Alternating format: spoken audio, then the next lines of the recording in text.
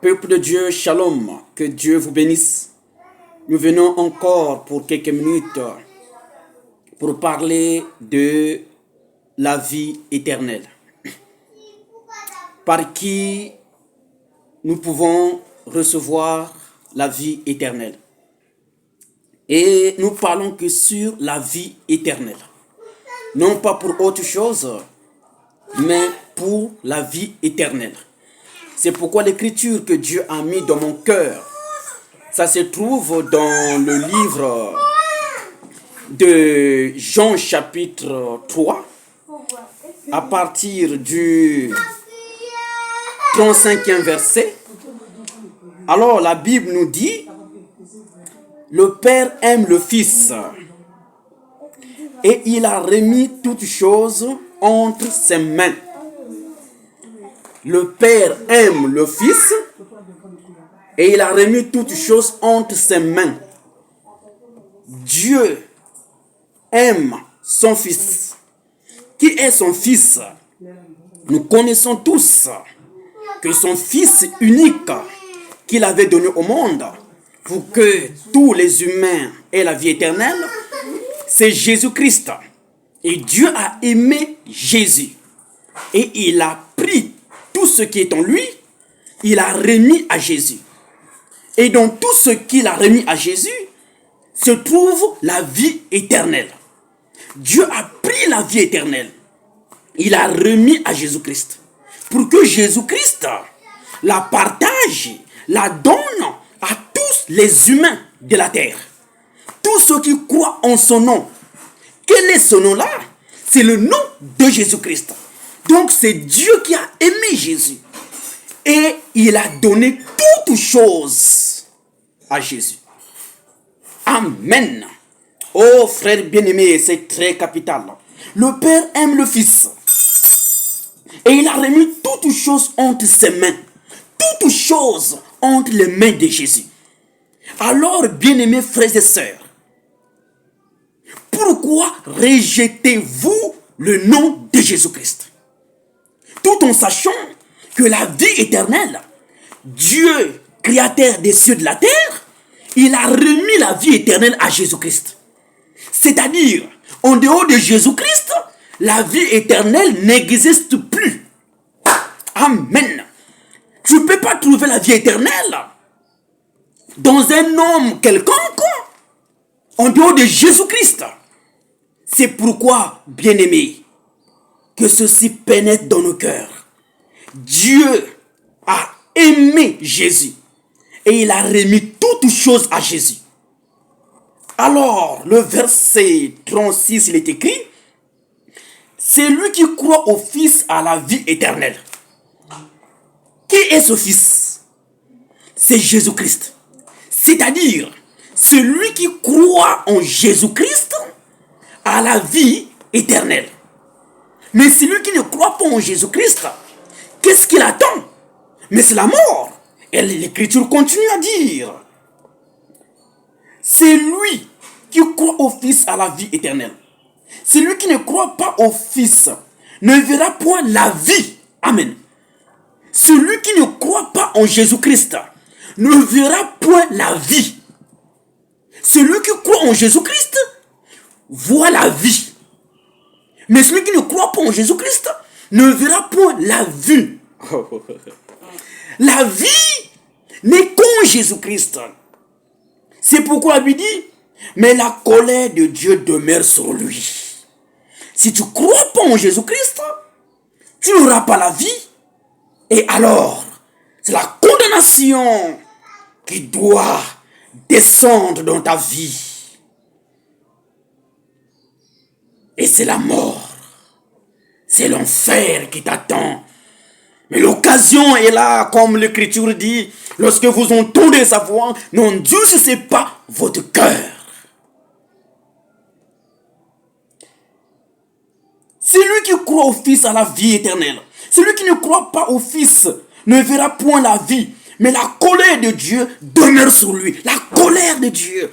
Tous les rebelles, tous ceux qui rejettent le nom de Jésus-Christ, tous ceux qui ne croient pas au nom de Jésus-Christ, c'est la colère de Dieu, c'est la condamnation qui demeure en eux, alors c'est le temps. La vie n'est qu'en Jésus-Christ. Voilà pourquoi, si nous remontons toujours Jean chapitre 3, le verset 14, il est écrit: et quand Moïse éleva le serpent dans le désert, il faut de même que le Fils de l'homme soit élevé, afin que quiconque croit en lui ait la vie éternelle. Quiconque croit en lui, à qui? À ce Fils, qui est Jésus-Christ. Quiconque croit en lui ait la vie éternelle. Et le verset 16, l'Écriture continue à dire: car Dieu a tant aimé le monde qu'il a donné son Fils unique, afin que quiconque croit en lui ne périsse point, mais qu'il ait la vie éternelle. Dieu a aimé le monde. Dieu a aimé les humains.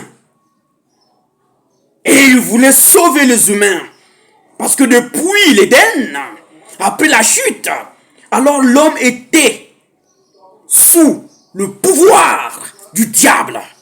C'était la mort qui régnait, comme dit l'Écriture. Le salaire du péché, c'est la mort. L'âme qui pêche, c'est celle qui mourra. Voilà pourquoi la mort régnait dans les âmes des humains sur la terre. Et Dieu s'est fait homme. Comme la Bible dit dans Jean chapitre 1, le 14e verset, et la parole s'est faite chair. Il a pris un nom humain qui est Jésus-Christ. Selon il est écrit dans le livre de Luc chapitre 1, je crois, le verset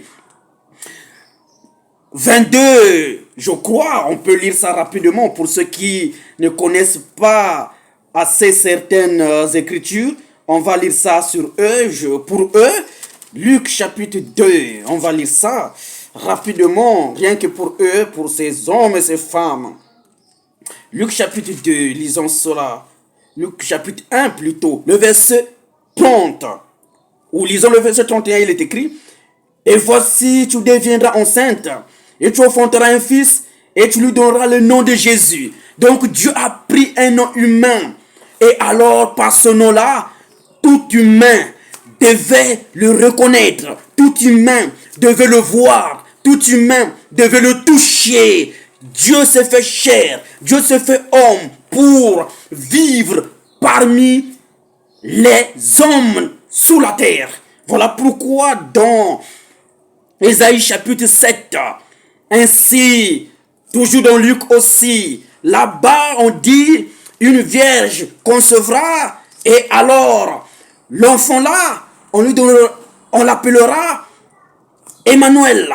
Mais dans le livre de Luc, on donne l'explication. Emmanuel signifie Dieu avec nous ou Dieu parmi nous. Amen. Donc la vie éternelle se trouve en Jésus-Christ. Dieu a donné ce Jésus pour que quiconque croit en lui ait la vie éternelle. C'est pourquoi dans le livre de Jean chapitre 6, lisons cela rapidement, bien-aimés. Jean chapitre 6, le verset 40, il est écrit: la volonté de mon Père, c'est que quiconque voit le Fils. Amen. La volonté de Dieu, c'est comme nous avons lu, le Père aime le Fils et il lui a remis toutes choses. Et ici, c'est le Fils qui parle. La volonté de mon Père, alléluia, gloire à Dieu, c'est que quiconque voit le Fils, quiconque voit le Fils, le problème n'est pas seulement de voir, mais l'Écriture continue, et croit en lui est la vie éternelle. Tu peux prononcer le nom de Dieu. Tu peux dire: je vois Dieu, ou j'ai vu Dieu, ou je connais Dieu. Mais si tu ne crois pas à son Fils Jésus-Christ, c'est la mort qui t'attend. C'est la colère de Dieu qui est sur toi. Il faut croire au Fils de Dieu. Il faut croire en Jésus-Christ. Parce que c'est en lui que se trouve le salut. Amen. Oh, bien-aimés frères et sœurs, allons dans le livre de Jean chapitre Dans le livre de Jean chapitre 17, je crois, quelque chose me traverse mon esprit. Jean chapitre 17, le verset 3, il est écrit: oh, la vie éternelle, c'est qu'ils te connaissent, toi, le seul vrai Dieu, et celui que tu as envoyé, Jésus-Christ. Oh, la vie éternelle, c'est qu'ils te connaissent. Toi, premièrement, le seul vrai Dieu. Ça ne s'arrête pas là. Et c'est lui que tu as envoyé, Jésus-Christ. Tu peux dire que moi, je connais Dieu. Et que tu rejettes le nom de Jésus-Christ. C'est que tu es un menteur. C'est que la vie éternelle ne demeure pas en toi. La vie éternelle, pour demeurer en toi, tu dois connaître Dieu et croire à son Fils Jésus-Christ. Mais si tu rejettes le nom de Jésus-Christ et que tu te proclames, je connais Dieu, je sers Dieu, tu es un menteur.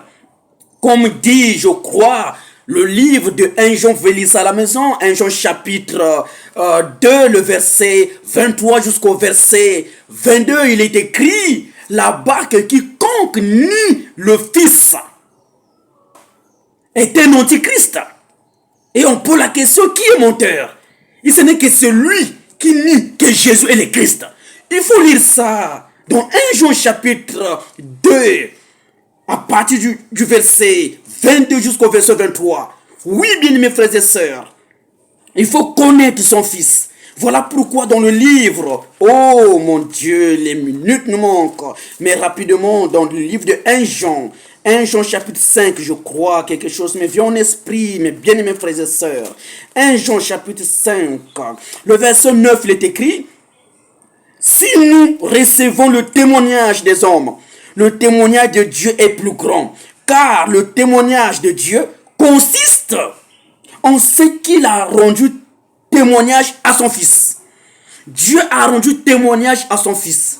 Et dans Matthieu chapitre 17, depuis le premier verset, nous voyons que lorsque Jésus-Christ veut lire cela, lorsque Jésus-Christ est allé avec ses disciples sur la montagne de transfiguration, où Élie et Moïse étaient descendus, alors la voix de Dieu tonna: celui-ci est mon Fils bien-aimé, en qui j'ai mis toute mon affection, écoutez-le. Et même dans le livre de Jean chapitre 1er, oui, nous voyons cela, qu'est-ce que Jean le Baptiste rend comme témoignage: je ne le connaissais pas, mais c'est lui qui m'a envoyé baptisé d'eau. Il m'a dit: l'homme sur qui tu verras le Saint-Esprit descendre comme une colombe et se reposer sur lui, c'est bien lui. J'ai vu et j'ai rendu témoignage que c'est lui, le Fils de Dieu, que c'est lui, le Dieu véritable, que c'est lui qui m'a précédé avant que je n'arrive, que c'est lui qui m'a envoyé pour que je puisse préparer son chemin. Gloire à Dieu. Dieu a rendu témoignage de son Fils. Même Dieu, même Jean-Baptiste a rendu témoignage de son Fils. Oh, le Fils de Dieu qui est Jésus-Christ. Alors qui es-tu, mon frère? Qui es-tu, ma soeur? Pour ne pas croire à ce nom-là qui sauve, à ce nom-là qui délivre. Qui es-tu alors? Qui es-tu alors? C'est très important. Même le frère William Marion Branham a rendu ce témoignage que celui qui est la vie éternelle, oui, il dit: je ne suis pas le Christ.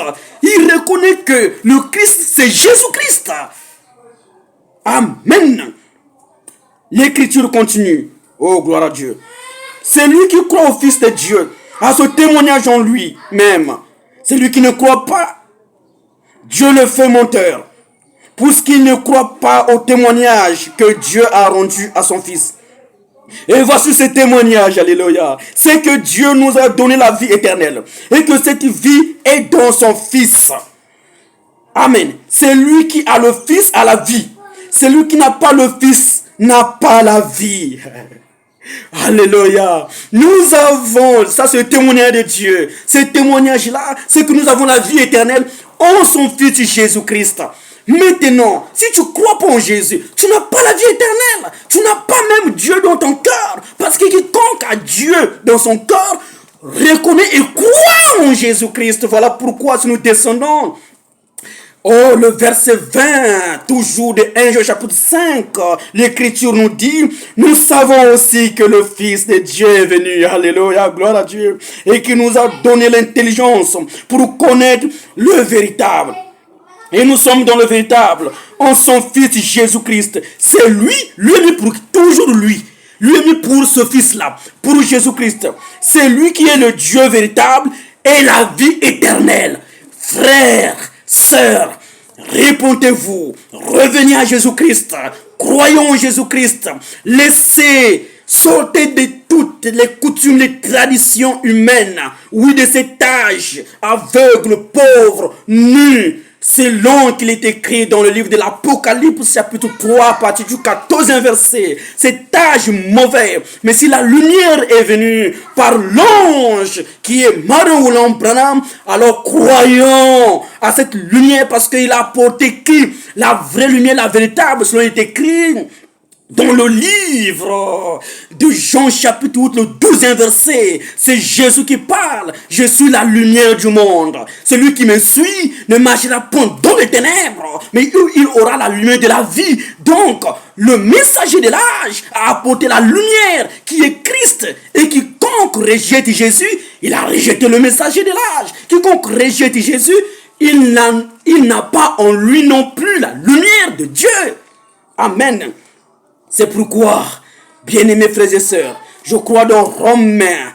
Oh, Romains, ça me vient en esprit. Romains chapitre 6, je crois. Romains chapitre 6, le verset 23, il est écrit. Oh, gloire à Dieu.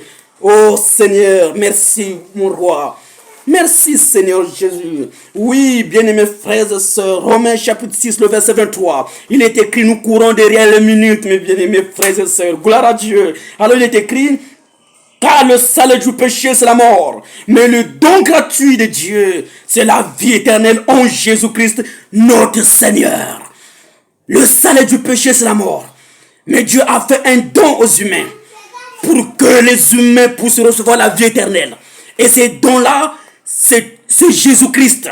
Et en lui se trouve la vie éternelle. Et la Bible dit que celui qui est notre Seigneur, souvenez-vous, je crois dans Luc chapitre 2, lorsque, oui, l'ange était apparu au berger. Qu'est-ce que l'ange avait dit? Alléluia.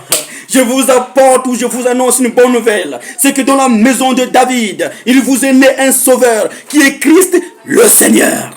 Amen. Voilà pourquoi c'est lui, Jésus, qui est mort pour toi. Ce n'est pas Branham, ce n'est pas Djangenda, ce n'est pas Émile, ce n'est pas Bouddha, ce n'est pas Naomé, ce n'est pas n'importe qui est mort pour toi. Mais c'est Jésus-Christ qui a été sacrifié avant que tu ne viennes même au monde, avant que tu puisses même sortir du sein de ta mère. Jésus-Christ était déjà mort pour toi. C'est pourquoi la dernière écriture, à cause des minutes, la dernière écriture à long, ça me traverse. Oh Jésus, ça se trouve dans le livre de Romains, je crois. Romains chapitre 5, je crois. Romains chapitre 5, lisons cela, bien-aimés frères et sœurs, gloire à Dieu. Romains chapitre 5. Alors, Romains chapitre 5, à partir excusez-moi, à partir du 6e verset. Oh, lisons même à partir du 5e verset, c'est très important, alléluia. Oh, l'espérance ne trompe point, parce que l'amour de Dieu est répandu dans nos cœurs par le Saint-Esprit, qui nous a été donné. Car, lorsque nous étions encore sans force, Christ est mort, alléluia. Christ, au temps marqué, est mort pour des impies. Nous étions encore sans force. Christ est mort pour nous des impies. À peine mourrait-on pour un juste, quelqu'un peut-être mourrait pour un homme de bien. Mais Dieu prouve son amour, alléluia, gloire à Jésus. Mais Dieu prouve son amour envers nous des impies. Mais Dieu prouve son amour envers nous en ce que lorsque nous étions encore des pécheurs, lorsque nous étions encore des pécheurs, Christ est mort pour nous. C'est ça l'amour de Dieu pour nous les impies. C'est ça la miséricorde de Dieu, la bonté de Dieu. Nous devons reconnaître cela. avant que nous étions encore des pécheurs. On ne connaissait pas Dieu. Étranger aux alliances que Dieu avait avec son peuple, comme il est écrit, je crois dans Éphésiens. Oh, on doit s'arrêter. Oh Seigneur, les minutes nous manquent. Oh Jésus Nazareth. Éphésiens, ça me traverse dans l'esprit rapidement. Éphésiens chapitre 2, je crois. Éphésiens chapitre 2, le verset 11. Je vais seulement lire et vous allez encore relire cela chez vous, bien-aimés frères et sœurs. Éphésiens chapitre 2, oh, le 11e verset, il est écrit. C'est pourquoi nous autrefois païens dans la chair, appelés incirconcis par ce qu'on appelle circoncis, et qui le sont la chair, à la main de l'homme. Souvenez-vous que vous étiez en ce temps-là, son Christ. Amen. En ce temps-là, on doit se souvenir, on doit se rappeler. Nous étions son Christ, privés du droit de citer en Israël, étrangers aux alliances de la promesse, sans espérance et sans Dieu dans le monde. Oh, oh Dieu, aie pitié de nous. Mais maintenant, aie pitié de nous, Seigneur, pour notre incrédulité. Mais maintenant, en Jésus-Christ, Amen. En Jésus-Christ, vous qui étiez jadis éloignés, vous avez été rapprochés par le sang de Christ. Lorsque Dieu devait détruire l'humanité entière, précisément les Romains qui l'ont crucifié, oui, crucifié son fils, alors la colère de Dieu s'enflamma, oui, il faisait encore midi, alors toute la terre, la surface de la terre était remplie de ténèbres, de l'obscurité. Alors, des rochers se fondirent, le rideau du temple se déchirèrent. C'était la catastrophe totale, c'était la mort totale. Mais Jésus avait déjà dit, Père, oh Seigneur. Jésus avait déjà dit, Père, pardonne-leur. Ils ne savent pas ce qu'ils font. Oh Jésus, Nazareth. Oui, bien-aimé. Voilà pourquoi dans Actes chapitre 2. Oh, je ne vais pas lire, je donne seulement l'écriture, les minutes sont finies. Actes chapitre 2, du verset 36 jusqu'au verset 38. Lorsque Pierre, par la vertu du Saint-Esprit, pointa du doigt le verset 36, c'est Jésus que vous avez crucifié. Dieu a fait de lui Christ est Seigneur. Alors ils eurent le cœur vivement touché, comme dit l'Écriture. Ils demandèrent aux Pierre et aux autres apôtres, que ferons-nous? Pierre leur dit, répondez-vous et que chacun de vous soit baptisé au nom de Jésus, pas au nom du Père, Fils et Saint-Esprit, pas te faire passer sous le drapeau ou t'asperger de l'eau sous la tête, non. Et que chacun de vous soit baptisé au nom de Jésus-Christ et vous recevez pour le pardon de vos péchés et vous recevez le don du Saint-Esprit, car la promesse est pour vous, pour vos enfants et aussi à ceux qui sont loin, qui croient, qui sont encore aussi nombreux, qui croiront à votre parole. Oui, bien-aimés frères et sœurs, 3000 âmes furent converties ce jour-là. Parce que la bonne conscience était venue que nous avons fait ce qui est mal. Lorsque la parole ointe, la parole pure, pénètre l'âme, alors l'homme reconnaît. Et l'homme reconnaît. Et l'homme reconnaît. Qu'est-ce qu'il reconnaît? Jésus-Christ est Dieu. Je vais donner ma vie à Jésus-Christ. Je vais croire à ce nom-là. Parce que c'est l'unique nom. Oh Seigneur Jésus-Christ. Les minutes nous manquent. Il faut lire Colossiens chapitre 1, le 15e verset. Il faut lire aussi Philippiens aussi. Il faut aussi lire cela. C'est très important. Il faut aussi lire Actes aussi, chapitre 4. Un seul nom qui a été donné aux hommes pour que les hommes soient sauvés. C'est le nom de Jésus-Christ. Alors frère, ma soeur, tu continueras toujours à être incrédule pour ce nom de Jésus. Mais sache, toutes les fois que tu resteras incrédule, la porte du ciel, la porte de la vie éternelle t'est fermée. La Bible dit, lorsque vous entendez sa voix, non Dieu, ce n'est pas votre cœur. C'est le moment de revenir à Dieu. Il est dit dans le livre de Malachie, je crois, chapitre 3, revenez à moi et je reviendrai à vous. C'est le temps que Dieu est en train de crier. pour que chacun de nous revienne à lui.